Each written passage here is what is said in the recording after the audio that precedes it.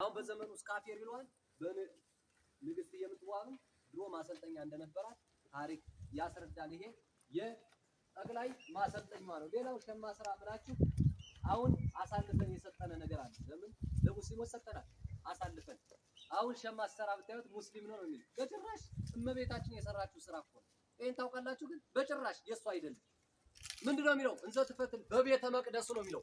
በቤተ መቅደስ አርና ወርቁ ስታስማማ ነበር። እና አርና ወርቅ ማለት ምን ማለት ነው? መጀመሪያ ራሱ ይሄን አሳልፈን ሰጠን ፍዳ ይበላንበት። አሁን እኮ ያሳፍራል እኮ። አሁን ጥምቀት ስትወጡ ጥበቡን ከምን ነው የምትገዙት? ከሙስሊም ቤት።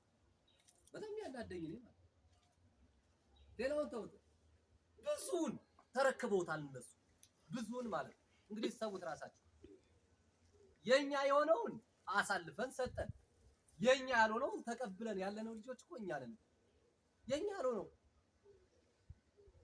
አሁን እሷም እዚህ ላይ ንግስት የምትዋብ የባልትና ስራ ማሰልጠኛዋ አላት።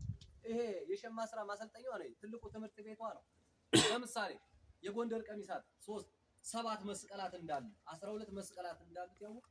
ንግስት የምትዋብ ናቸው ሲያሰሩ በ12 ደቀ መዛሙርት በሰባቱ በኢብራይስጥ ቋንቋ 7 ፍጹም ስለሆነ በሰባቱ አማካኝነት ሲሰሩ ተነበረው ማለት ነው። እኔ የመሰለ ስራ ሲሰሩ ነበር በዘመናቸው ንግስት የምትዋብ። አሁን ያለችው ደግሞ አገር ጎንደር ምን አስገብታለች? ቁማር ቤት አስገብታለች። ላስ ቬጋስ የምትባል ሀገር ታውቃላችሁ? አይታችኋል? ላይ ባንክ ቤት ነው፣ ታች ቁማር ቤት፣ ላይ ምግብ ቤት ነው፣ ታች ቁማር ቤት ነው። አይታችኋል? ግን እኔ ገርመኛ ራሱ እኔ ከፍቼ በተለያየ ነገር ስለማይ ነው። አሁንም ደግሞ ወደዳችሁም ተላችሁ ከ6 እና ከ7 ዓመት በኋላ ጎንደር ቁማር ቤት ካልሆነች አንገቴን እሰጣለሁ። ይሄ ፍልስፍና አይደለም፣ የማየው ነገር ስላለ አይታችኋል? አሁን ባለስልጣን እኮ ተደብቆ እኮ ቁማር የሚጫወትበት ጊዜ ነው። እዩት ከፈለጋችሁ። አሁን ሌላውን ተው። በተለያየ ቁማሩ መጣ። በተለያየ ሲዝን ላይ በተለያየ በማን መጣ? በኳስ መጣል እያየነ ነው። አሁን የኳስ ኃጢአት አይደለም እያልን ነው ያለነው። ኳስ ማየቱ አይደለም ኃጢአት፣ መጫወቱና ቁማር መግባቱ ግን ኃጢአት።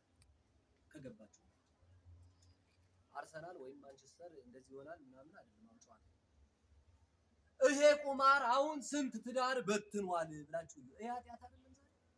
ስንት ወገን አስገድሏል። ይሄ ኃጢአት አይደለም ወይ? ሌላውን ተውት። የውሾች የምን እየተባለ በቲቪ መጥቷል። አብሶ ጎንደር ላይ ተሰርቷል። እያየ ነው። ውሻ እየሮጠ ፈረስ እየሮጠ ቁማር ማለት አይታችሁ። ነገ ወገን አያስገድልም ትላላችሁ? አሁን ሰው እያሳፈነ ያለ ይሄም አይደል? ብር ሲያጣ እኮ እንደ ውሻ እያደረገው ሰውን እየበደለ ያላል። አሁን አሰቡትና አሁንም ሀገራችን ላይ ይሄ ሁሉ መጥቷል። እኛ ምን ብለናል? ዝም። ነገ በየቤታችን ያንኳኳል። ይሄን አትጠራጠሩ። ይሄን ታያላችሁ ላይ ናችሁ። ግን ምን አለ የሚናገር ሰው ግን በጎን ላይ ወንድም እኮ ነው ንገረው። ይሄ ኃጢአት ኳሱን አይደለም ኃጢአት ነው ብትለው ይሄ ኃጢአት ነው በለው። በቃ ይሄ አይሆንም። ይገዛሃል እኮ በደንብ ነው የሚገዛህ ቁማሩ ማለት ነው። እሑድና ቅዳሜ አሁን ሲደርስ አይታችኋቸዋል ልጆች። እኔ ይገርመኛል። ቁጭ እኔ ስለማይ ነው ነገር ዓርብ ስትሆን ማለት የቅዳሜና እሑድ ሲሆን በቃ ፍሪ አንድ ያው የምትሉት ደስ የሚለው እግዚአብሔርን ያልኳል። ምንድነው እንደዚህ አይነት ነገር አለ። ሰይጣን በጣም ያስደስትህና መጨረሻ ላይ ገሃነም ይወርዳል። ይሄ ቆመ። ኃጢአት ሲሰራ ግን በክፋት ነው የሚሰራው። በክፉ ነው የሚሰራው። ኃጢአት ምን ሰራው? ደስ ብሎ ቤስት ሆነ በቃ ደስ ብሎ እዛ በኋላ ከጣለ በኋላ ግን መከራ ያበላል። እዛ ከጣለ በኋላ የዋለን እኮ በሄደው ገነት ላይ መቼም ልተነተላችሁ ፈልጌ አይደለም። ምን ነው ሲላት የነበረ አንቺ የሰማይ ንግስት ነው ያላት።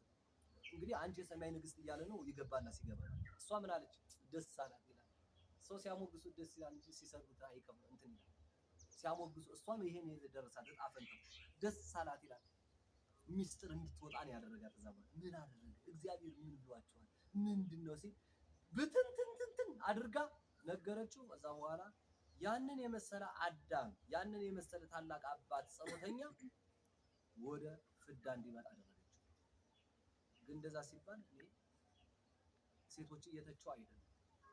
ሴትን ያጠፋው በሴት ተመልሷል፣ በታላቂቷና በድንግል ማርያም። ግን እወቁት ለማለት ፈልጌ አንዳንድ ሰይጣን ሲሰጥ ስራ ደስ እያስባለ ነው የሚሰጥና እንደዛ እንዳይሆን ወንድሞች፣ አብዛኛው ወንድሞች ናቸው በዚህ አኳያ ማለት በእንደዚህ ሴቶችን አይደለም።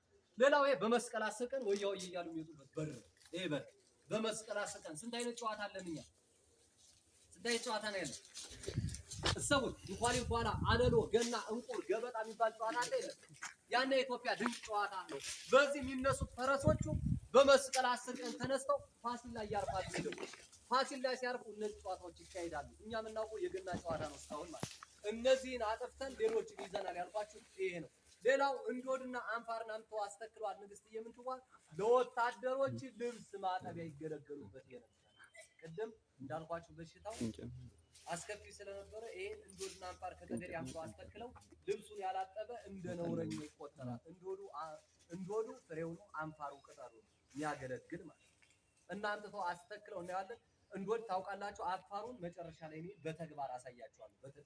በተግባር እንዴት ሳሙና እንደሚሆን ማለት ላሳያችሁ ስለምችል ማለት ነው። ሌላው መወራረስ መቼም ጥሩ ነውና አክሊሉ ለማ ደግሞ የምን አገኘበት የብላር ዚያ መድኃኒት ማለት ከምን ከእንዶድ። ንግስቷ ደግሞ ምን አገኘችበት ልብስ ማጠቢያ። ይሄ ነው ሰላማዊ ውርርስ የሚባል ቅናትም አይደለም፣ ሰላማዊ ውርርስ ይባላል። ፍቅር ያለው እና ይሄን የሰሩ ታላቅ ንግስት ናቸው። የምትዋጋ ነፍሳቸው ይማረክ።